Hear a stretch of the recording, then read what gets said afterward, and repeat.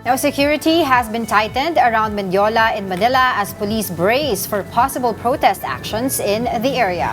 Let's get the latest from Mobile Journal, Ivan Tarinque, who is live on the ground. Ivan, tell us what's happening there.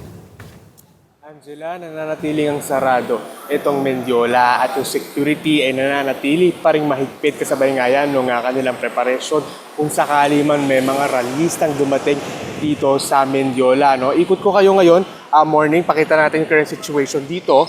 So far makikita natin medyo maluwag pa naman yung sitwasyon dito at simula nga kahapon, wala pa rin naman tayong nakikitang mga rallyista na dumating. Pero ito, bilang paghahanda nga dun sa kung sakali mang dumating, at parte na raw ito ng standard procedure ng PNP, nakikita natin may mga concrete barriers, pati na rin mga barbed wires na nakaharang. Sa likod naman yan, nakaharang din yung ilang mga container vans. No? Dagdag security raw yan kung sakali man na dumating or magkaroon ng paggalaw ng mga nagkikilos protesta dito, no? Pero Pauline, Angela, kahapon, no, ang isa dun sa naging pahirap sa ilang mga estudyante, lalo na dito sa may Mendiola, yung pahirapan makasakay or makakuha ng masasakyan papunta at pauwi nung kanilang mga paaralan, no? Kaya naman kahapon, bandang alas 3 ng hapon, nagsuspinde ng klase yung ilang mga eskwelahan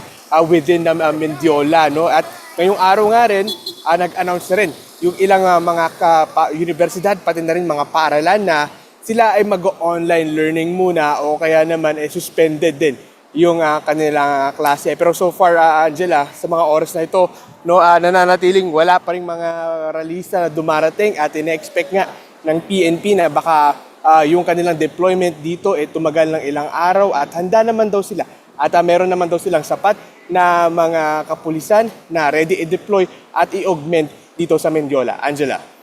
Well, Ivan, do you have any information kung sakasakaling matuloy na may magpunta dyan ng mga rallyista?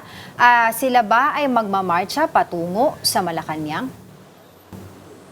Angela, so far, no, sa ating pakikipag-usap sa PNP kahapon, no, wala pa naman silang namamonitor na any movement na pupunta yung ilang mga rallyista dito sa Mendiola. Pero ito raw yung kanilang paghahanda, parte na raw ng kanilang standard procedure to secure nga yung ilang mga ruta papunta nga sa Malacanang. Itong Mendiola kasi, Angela, ito talaga yung alam naman natin na ito talaga yung isang doon sa main route ng mga ilang nagkikilos protesta papuntang Malacanang. Pero sa ngayon kasi, Angela, itong Legarda Street, makikita natin, no, sarado yan at merong mga container vans din na nakaharang. Makikita natin currently merong ilang grupo ng kapulisan ang naka-formation. Dito naman sa ating likuran, ito yung Recto Street, makikita natin.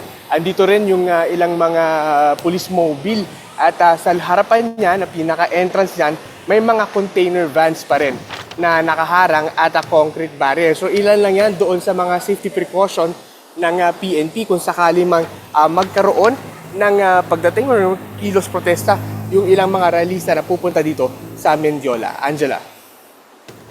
All right, thank you so much from our Mobile Journal, Ivan Tarinque.